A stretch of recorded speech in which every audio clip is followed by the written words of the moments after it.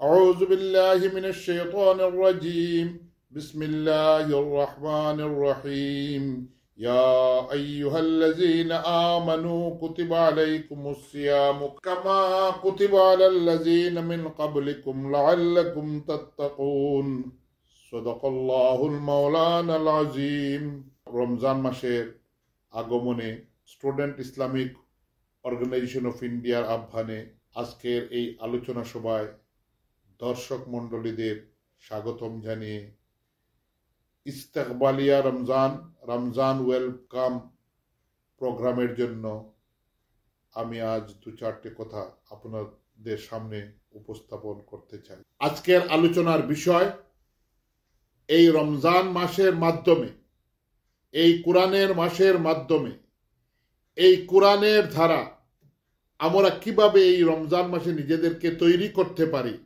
এবং যার প্রভাবে আগামী 11 মাস আমরা চলতে পারি তার উপরে একটু আলোকপাত করার চেষ্টা করব। শুধু দর্শক মণ্ডলী, আসসালামু আলাইকুম। এই মাহে রমজান মুসলিম বিশ্বে এক সুন্দর এবং পরিবর্তনশীল এক মহল সৃষ্টি করে এই রমজান মাস। এই রমজান মাস কোরআন নাজিলের মাস। কোরআন মানব জাতির মুক্তির সনদ। এই রমজান মাসে কোরআন নাজিল হয়েছে। তাই রমজান মাসে এই এক মাসে আমরা কোরআন থেকে কিভাবে ফায়দা হাসিল করতে পারব এবং এই রমজান মাসে কিভাবে আমরা আমাদেরকে তৈরি করতে পারব এবং এই রমজান মাস শেষ হলে পরবর্তী 11 মাস আমরা কিভাবে চলব তার এই প্রশিক্ষণ আমরা এই রমজান মাসে কিভাবে নেব তার উপর একটু আলোকপাত করতে চেষ্টা করব ইনশাআল্লাহ। সফল মানুষের সফলতা নির্ভর করে তার ভিশন, মিশন, অ্যাকশনের উপর। সফল ভিশন, মিশন এবং অ্যাকশনের জন্য প্রয়োজন পরিকল্পনা। যেহেতু রমজান মাস কোরআনের মাস, তাই এই রমজান মাসকে যদি মানব মুক্তির জন্য যে সনদ কোরআন নাজিল হয়েছে এই রমজান মাসে, সেই কোরআন থেকে যদি আমরা আমাদেরকে সফল করতে চাই তবে আমাদেরকে একটি সুন্দর পরিকল্পনা নিতে হবে। রমজান মাসে প্রতিদিনের 24 ঘন্টার একটা সুন্দর আমাদের কাছে একটা রুটিন থাকতে হবে এবং একে একে 30 দিনের আমাদেরকে রুটিন মাফিক আমাদেরকে কাজ করতে হবে। তার জন্য ছাত্রদের, যুবকদের, মহিলাদের এবং প্রফেশনাল যারা আছে, যারা ব্যবসা বাণিজ্য চাকরিতে ব্যস্ত আছে, তাদের জন্য আলাদা আলাদা পরিকল্পনার দরকার। সেই পরিকল্পনা আমাদেরকে এখন থেকে আমাদের সেই পরিকল্পনার জন্য তৈরি হতে হবে। সাধারণ এই পৃথিবীর সফলতার জন্য সফল ব্যক্তি, সফল পরিবার, সফল সমাজ, সফল রাষ্ট্র যদি পরিকল্পনা মাফিক চলতে পারে, তবে আমরা যারা কোরআনের অনুসারে, আমরা কোরআন থেকে ফায়দা হাসিল করতে চাই, আমাদের জীবনের পাথে হিসাবকে কোরআনকে চাই, তাদেরকে তারা কেন পরিকল্পনাহীনভাবে ঘুরবে? এই পরিকল্পনার বিভিন্ন দিকের 1 নম্বর একটি দিক হলো আমাদেরকে ব্যক্তিগতভাবে আমাদের রুটিন বানিয়ে, ডেইলি রুটিন বানিয়ে টাইম ম্যানেজমেন্টের মাধ্যমে টাইমের সময়ের পরিকল্পনা করে আমাদের নিজের ব্যক্তি জীবনকে যাতে সুন্দরভাবে গঠন করতে পারে তার জন্য চেষ্টা করতে হবে। আমাদের স্বাস্থ্য, আমাদের মন মানসিকতা, আমাদের জ্ঞান, এইসব জিনিস যাতে এই রমজানে সঠিকভাবে সাজিয়ে তুলতে পারি তার জন্য আমাদেরকে পরিকল্পনা হাতে নিতে হবে। তার জন্য আমাদেরকে টাইম ম্যানেজমেন্ট করতে হবে যে আমরা এই একই দিনে কোন সময় আমরা ঘুম থেকে উঠব, কোন সময় আমরা আমাদের অফিসিয়াল কাজ বা বাহিরের কাজ আদায় করব, কোন সময় আমরা মসজিদে নামাজে যাব এবং কোন সময় আমরা কোরআন পাঠ করব, সেই পরিকল্পনা আমাদেরকে বানাতে হবে।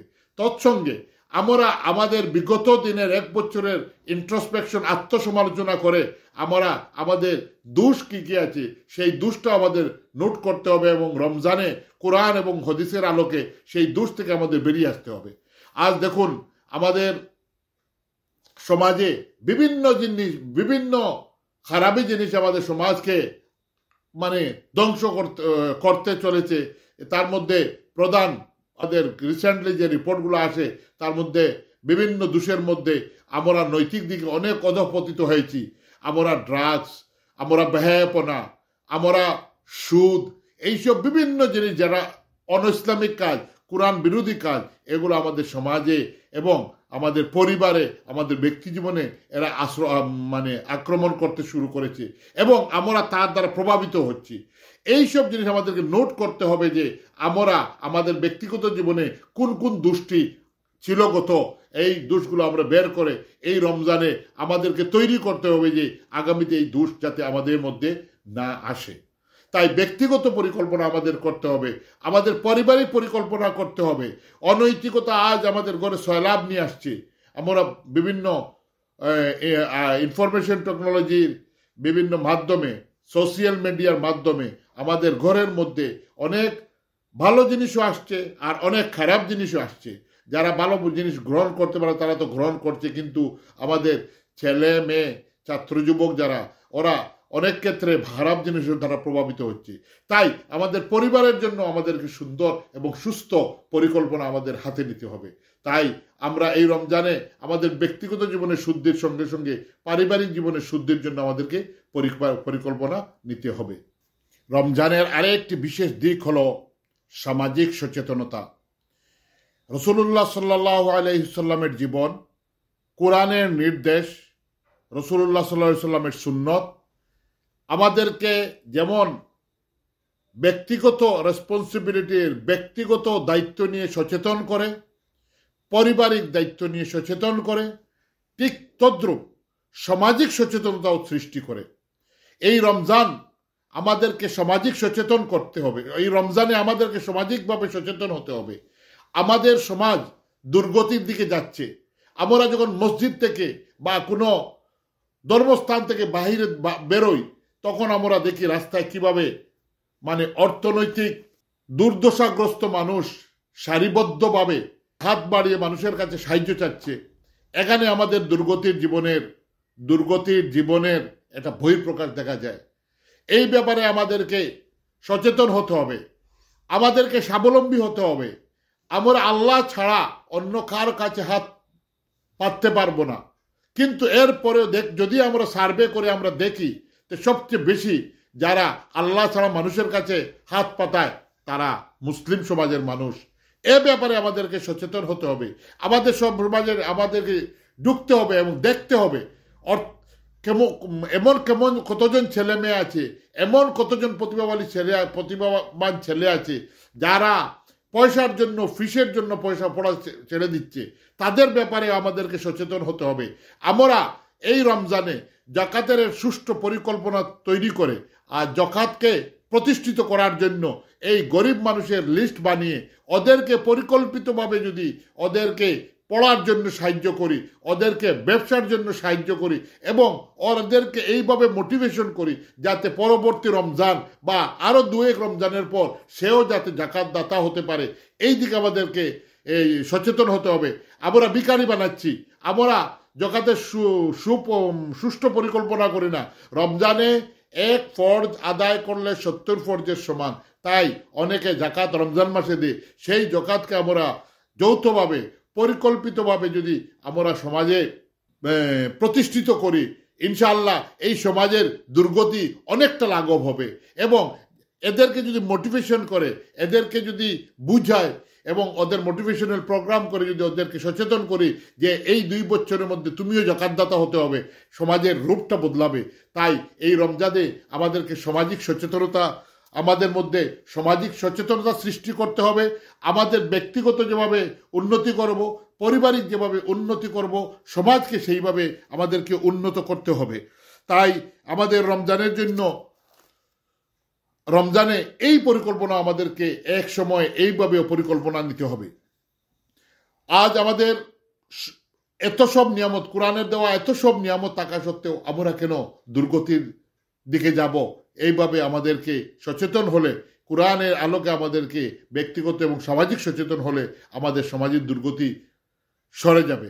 বর্তমান যুগের আরও একটা সমস্যা হলো সোশ্যাল মিডিয়া অনেক ক্ষেত্রে মানুষকে সাহায্য করছে, কিন্তু বেশি বেশি ক্ষেত্রে আমরা দেখতে পাচ্ছি এই সোশ্যাল মিডিয়া মানসিক সুস্থতার উপর আঘাত হানছে। মানসিকভাবে মানুষ অসুস্থ হচ্ছে। সব সময় মোবাইলের মধ্যে, সোশ্যাল মিডিয়ার মধ্যে এই এক ইস্যু থেকে অন্য ইস্যুতে জাম দিচ্ছে, কিন্তু প্র্যাকটিক্যাল যেখানে প্রয়োজন সেখানে পাওয়া যাচ্ছে না। মানসিক সুস্থতার অভাব দেখা দিচ্ছে। আমরা যদি তাকাই দেখবো মসজিদের নামাজে যাওয়ার সময় হাতে মোবাইল নিয়ে যাচ্ছে, সালাম শেষ করে দোয়া করতে করতে মোবাইল নিয়ে আবার বেরিয়ে যাচ্ছে। এইভাবে যদি আমরা রাস্তায় দিয়ে একজন মানুষ আহত হয়, একজন মানুষ অ্যাক্সিডেন্ট হয়, তখন দেখবো আমরা লাইভ করতে যাই, কিন্তু ওকে হসপিটালে নেওয়ার আমরা পরিকল্পনা করি না। এইভাবে সমাজে এক মানসিক বিকার গ্রস্ততা দেখা যাচ্ছে। সেদিক থেকে আমাদের সচেতন করতে হবে। কয়েক ঘন্টার জন্য আমরা মোবাইল থেকে, সোশ্যাল মিডিয়া থেকে সরে থাকতে পারছি না।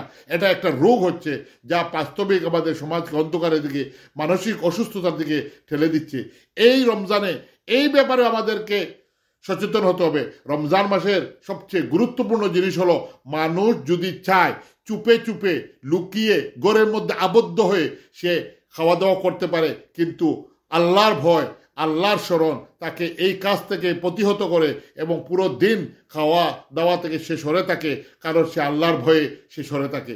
সেই রমজান থেকে আমরা এই জজবা, এই ইন্সপিরেশন আমরা নিতে পারি যে রমজানের আল্লাহর ভয়ে আমরা সমাজের এই দুর্দশা থেকে সমাজকে বের করে আনবো, আমাদের পরিবারকে বের করে আনবো, আমাদের ব্যক্তিগত জীবনকে শুদ্ধ করব, এবং এই মানসিক যে বিকারগ্রস্ততা দেখা দিচ্ছে তা থেকে সমাজকে উদ্ধার করতে আমরা আল্লাহর স্মরণটাকে আমাদের যদি পাথেয় বানাই, তবে এই রমজান থেকে আমরা শিক্ষা নিতে পারবো। আর আমরা প্রতিদিন যাতে সুন্দরভাবে একটা পরিকল্পনা, রুটিন মাফিক যাতে কোরআন স্টাডি করতে পারি। ব্যক্তিগতভাবে আমি যদি আমার অফিসের পরিসরে, আমি আলাদাভাবে ঘরে, আমি যে জায়গায় থাকি সেই জায়গায় একটা আয়োজন করে কোরআন আলোচনা এবং কোরআন চর্চার আমরা ব্যবস্থা করতে হবে, এবং কোরআনের নির্দেশকে যাতে সমাজের সঙ্গে কোরআনের নির্দেশে যে সম্পর্ক সেটা সমাজের কাছে তুলে ধরতে হবে। এতটুকু বলে আমি আমার বক্তব্য এখানে শেষ করছি। ওয়া আখিরু দাওয়ানা ওয়াল হামদুলিল্লাহি রাব্বিল আলামিন।